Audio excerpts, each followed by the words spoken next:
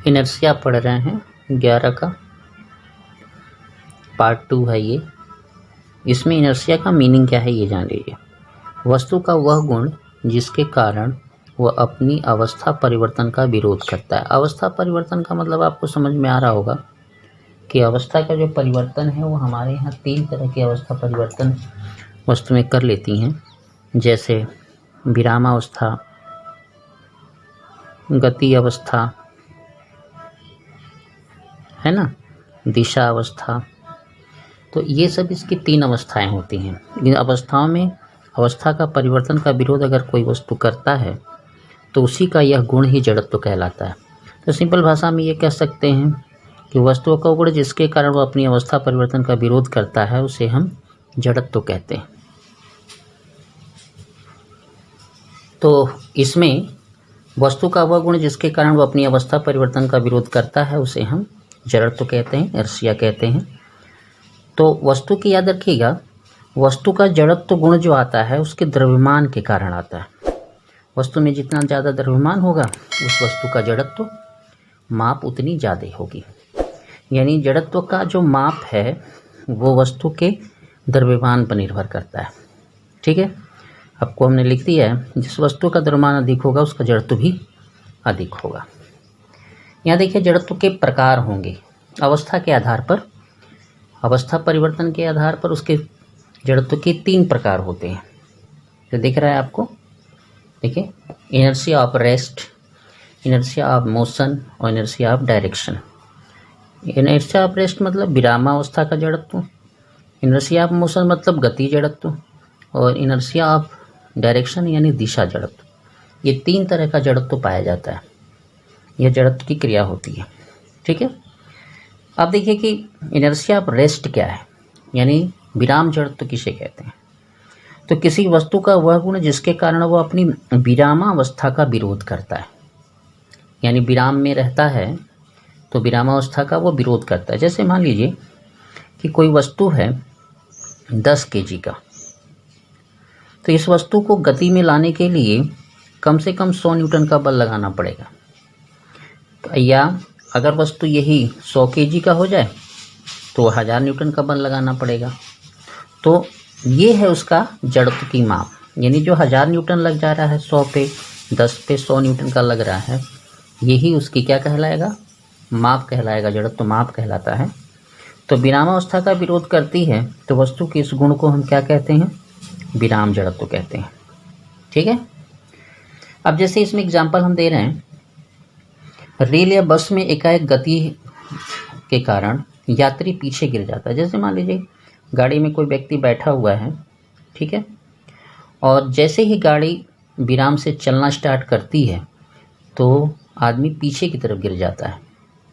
ये है आपका विराम जड़त्व का उदाहरण, क्योंकि ये विराम अवस्था में था, गति अवस्था में था नहीं।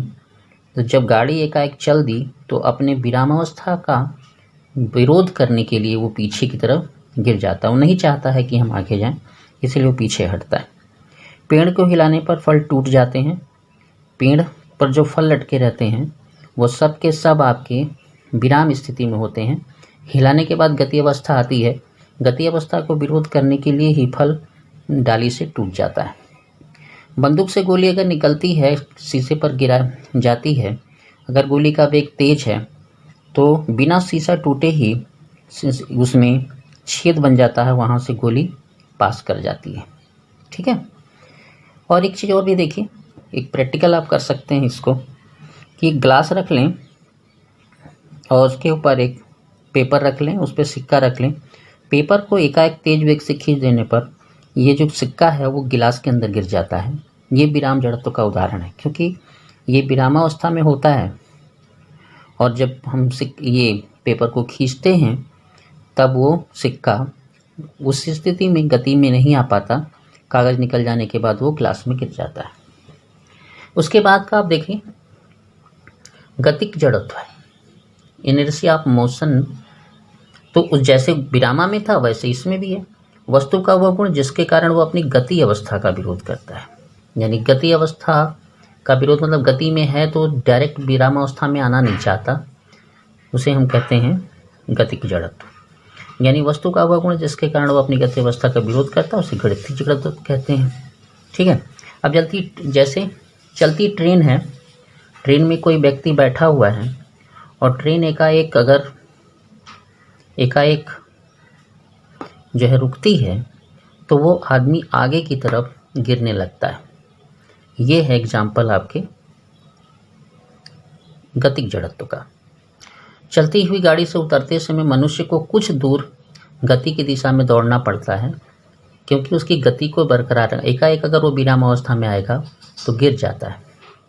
उसके बाद देखते हैं दिशा जड़त्व।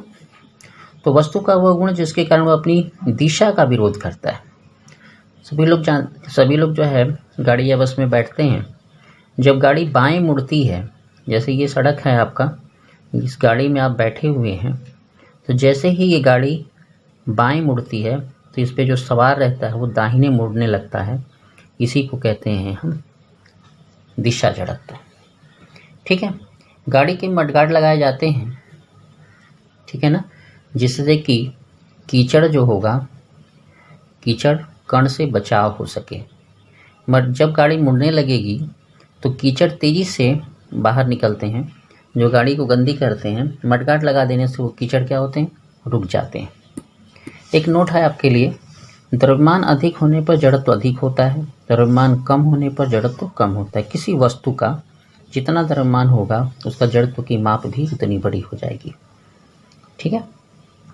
जड़त्व क्लियर कर दिया आपको, फिर से एक रिपीट करना चाहें कर सकते हैं। इनर्शिया किसी वस्तु का वह गुण जिसके कारण वो अपनी अवस्था परिवर्तन का विरोध करती है। जड़त्व की माप उसका द्रव्यमान होता है। जड़त्व 3 प्रकार के होते हैं, इनर्शिया ऑफ रेस्ट, मोशन और डायरेक्शन, यानी विराम जड़त्व, गति जड़त्व और दिशा जड़त्व। विराम जड़त्व में वस्तु का वह गुण जिसके कारण वह विरामावस्था का विरोध करती है उसे हम विराम जड़त्व कहते हैं। उसका एग्जाम्पल है, स्थिर अवस्था में गाड़ी का एक तेज चलने से यात्री पीछे गिर जाता है। उसके बाद है गति जड़त्व, वस्तु का वह गुण जिसके कारण वह अपनी गति अवस्था का विरोध करती है ना, गति अवस्था का विरोध करती है। चलती ट्रेन में रुक जाने पर आगे यात्री गिर जाता है। दिशा जड़त्व, वस्तु का वह गुण जिसके कारण गति की दिशा में होने के कारण अपनी गति दिशा का विरोध करती है उसे हम दिशा जड़त्व कहते हैं। ठीक है, धन्यवाद।